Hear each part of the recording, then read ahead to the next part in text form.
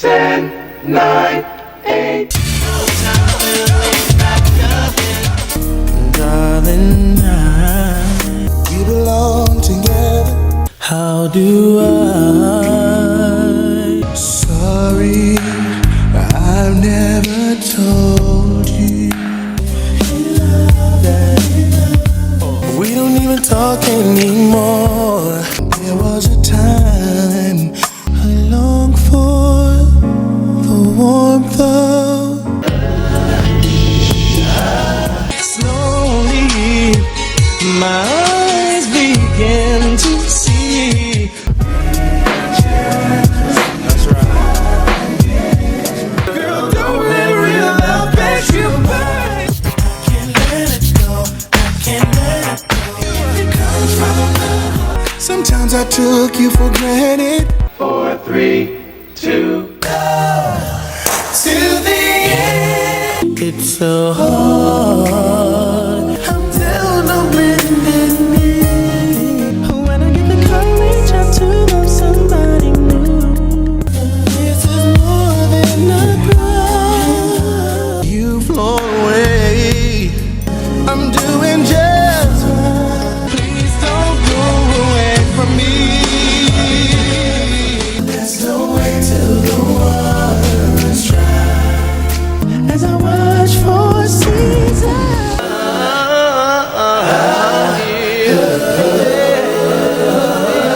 Boyz II Men, the kings of 90s R&B. Their harmonies were flawless, their music was timeless, and their image, squeaky clean. Or, so we thought. But behind the scenes, it was a completely different story. Feuds, betrayals, secret relationships, and backdoor business deals threatened to tear the group apart. And at the center of nearly every controversy, Wanya Morris. From his messy fallout with Michael McCary to his scandalous relationship with a teenage Brandy and the industry beef that allegedly ended another singer's career, WanYay's influence on R&B history is way darker than people realize. And the crazy part? Most fans have no idea, because while Boyz II Men were topping the charts, they were also covering up a web of drama that still haunts them to this day. So what really happened behind the music? And why was Wanya Morris always in the middle of the storm? Let's get into it. Boyz II Men were never marketed like the other R&B groups of their era. While groups like Jodeci and Dru Hill embraced the bad boy image, Boyz II Men played the role of the polished gentleman. Suits, harmonies, and no drama. They were the perfect R&B group, the kind your mom had no problem letting you listen to. And it worked. Their debut album, Coolie High Harmony, shot them into superstardom. By the mid-90s, they were practically untouchable, breaking Billboard records and outselling almost every other R&B act. But what fans didn't see was the tension bubbling underneath. The group wasn't as united as they seemed. There were egos, power struggles, and business decisions that put money over friendships. But because Boyz II Men wasn't built on controversy, the drama wasn't obvious. It was buried, and one name kept popping up in every major conflict: Wanya Morris. From internal disputes with former bandmate Michael McCary to public feuds with industry peers, WanYay always seemed to be at the center of the storm. And while he played it off as bad luck, others saw it as a pattern. So what really happened behind the scenes? And why does WanYay have so many former friends turned enemies? It all started with one of the biggest betrayals in Boyz II Men history. For years, fans thought Michael McCary left Boyz II Men because of health issues. That's the official story. But the real reason? It wasn't just about his multiple sclerosis. It was about betrayal. Michael didn't just feel abandoned by his group. He felt pushed out. In a rare emotional interview years later, Michael revealed that as his health declined, his bandmates became distant. Instead of rallying around him, they allegedly treated his illness like an inconvenience. He said, "I was dealing with pain, and instead of support, I got pushed to the side." And when he could no longer perform at their level, the group made a decision: move on without him. That alone was shocking. But what made it worse? They didn't even tell him directly. Michael claimed he was blindsided by the group's decision to cut him loose, and the one who seemed the most unbothered? Wanya Morris. On Oprah, "Where are they now?" WanYay basically said Michael should have handled his own problems and kept showing up to work. In his words, "We had to move forward. He stopped coming to work." That comment hit hard, because for Michael, it wasn't about skipping work. It was about losing brothers who he thought had his back. Fans were stunned. The brotherhood Boyz II Men had been selling, It started looking more like a business deal gone cold. And for the first time, people started to wonder if they could do that to Michael, what else had been covered up? And that's when another messy industry beef started to resurface, the one with Kandi Burruss. Because Michael wasn't the only one who walked away from Boyz II Men feeling betrayed. If there's one thing you don't do in the music industry, it's mess with Kandi Burruss's money. The Grammy-winning songwriter, known for penning hits for TLC and Destiny's Child, has worked with some of the biggest names in R&B. But when she collaborated with Boyz II Men, things got ugly, fast. At first, everything seemed smooth. Kandi and the group worked together on 2 songs, Good Guy and Beautiful Women. They were vibing, laughing, and creating music. But then, Kandi made the fatal mistake of bringing up songwriting splits, and the mood shifted instantly. She later recalled, "We were joking around and then I asked, so, how do y'all normally split your songwriting percentages?" Apparently, that was all it took for Wanya Morris and the rest of the group to turn on her. The tension was instant. They allegedly told her that they usually split everything equally among the group, meaning Kandi, who had written most of one song herself, would only get 10% of the credit. She was not having it. Kandi stood her ground, arguing that the split wasn't fair, and instead of negotiating, Boyz II Men left the studio, called her manager behind her back and tried to change the deal. They reportedly told him, "Actually, never mind. She can't have 5%. We'll give her 10% on both songs." And that's when Kandi snapped. She called them out right then and there, refusing to back down. The situation got so heated that it completely ruined their professional relationship. Years later, Kandi spilled the tea on Candy-Coated Nights, saying, "No shade, but working with Boyz II Men was the worst experience of my career." And WanYay? He didn't take that lightly. Instead of owning up to the drama, he clapped back hard, not by defending himself, but by discrediting Kandi's career. He implied that after working with TLC and Boyz II Men, she hadn't done anything significant in music, sarcastically saying, "I mean, she's been doing TV, which is awesome, but I haven't heard a song where I was like, yo, go Kandi." The disrespect. Fans were quick to point out that Kandi had won a whole Grammy after that for writing No Scrubs, one of the biggest R&B hits of all time. The fallout was brutal. Kandi refused to ever work with them again, and to this day, she still considers it one of the worst industry experiences of her career. And yet, this wasn't even WanYay's most controversial relationship with a female artist, because before Kandi, there was Brandy. And that story, it made headlines for all the wrong reasons. Brandy was just 16 years old when she met Toto-year-old Wanya Morris. At the time, she was America's R&B sweetheart, fresh off the success of her debut album and starring in her own sitcom, Moesha. Meanwhile, WanYay was at the top of the music world with Boyz II Men. So when Brandy's team reached out saying she was a huge fan, WanYay took her under his wing. But what started as mentorship turned into something much more complicated. Years later, Brandy admitted that she fell in love with WanYay, and that for a while, he loved her back. But here's where things get messy. WanYay insists they didn't start dating until she was 18. But Brandy's version of events, it suggests otherwise. She once described WanYay as her first love, saying she was heartbroken when he suddenly ended things. And the reason?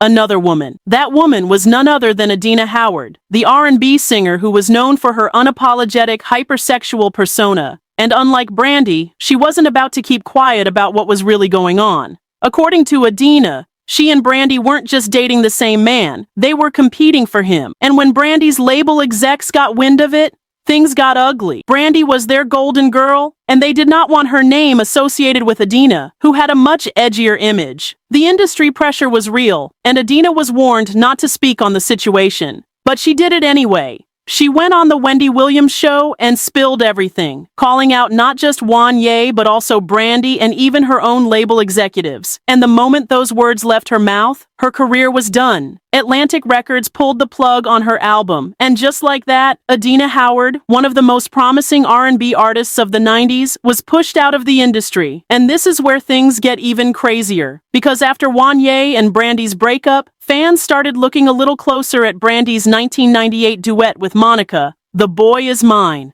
For years, people thought the song was just a fictional love triangle. But now, many believe it was inspired by the real-life drama between Brandy, Adina, and WanYay. And if that's true, it would mean one of the most iconic R&B songs of all time was actually about Wanya Morris playing two women against each other. But believe it or not, WanYay's love life wasn't even his biggest scandal, because while fans were obsessing over his relationships, WanYay was out here making career moves that would haunt him for decades. Adina Howard was not the kind of woman the music industry wanted Brandy associated with. In the 90s, Brandy was marketed as the sweet girl next door of R&B, polished, proper, and completely unproblematic. Adina Howard was the exact opposite. She was bold, outspoken, and built her brand on her ultra-sexual image, with hits like Freak Like Me. So when word got out that Wanya Morris was caught between the two, it became a problem. Not just for him, but for Adina's entire career. According to Adina, she and Brandy were in competition for Wanyay's attention. But unlike Brandy, Adina wasn't backed by a powerful label that would protect her image. And when she refused to keep quiet about the love triangle, the industry made sure she paid for it.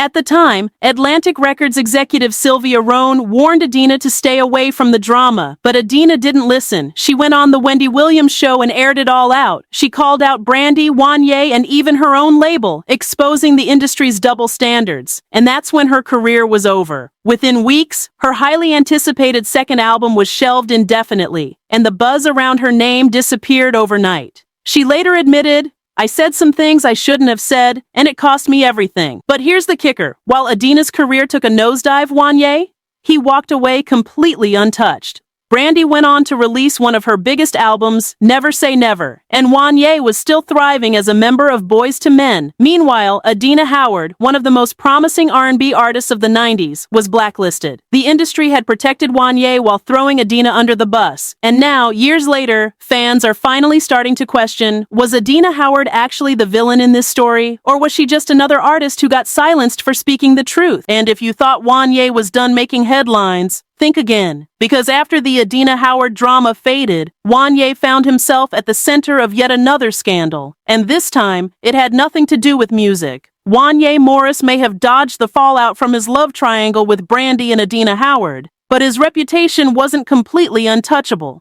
Because while he kept his career afloat, his personal decisions were starting to catch up with him. For years, WanYay had built his image as a smooth-talking ladies' man, but what many people didn't realize? He wasn't just racking up relationships, he was also making questionable marriage moves. In 2002, WanYay married Tracy Nash, a woman who largely stayed out of the spotlight. Together, they had 6 children, including 4 sons, who, in classic WanYay fashion, were all named WanYay and formed their own R&B boy band called Wanya Morris. On the surface, it seemed like WanYay had finally settled down, but in 2019, fans were shocked when it was revealed that he had secretly married another woman, Amber Reyes, without ever legally divorcing Tracy. Yup, you read that right. He got remarried while still married. For years, Tracy had been a supportive wife, raising their children while WanYay traveled the world performing. But at some point, things clearly fell apart. And instead of handling things the normal way, like,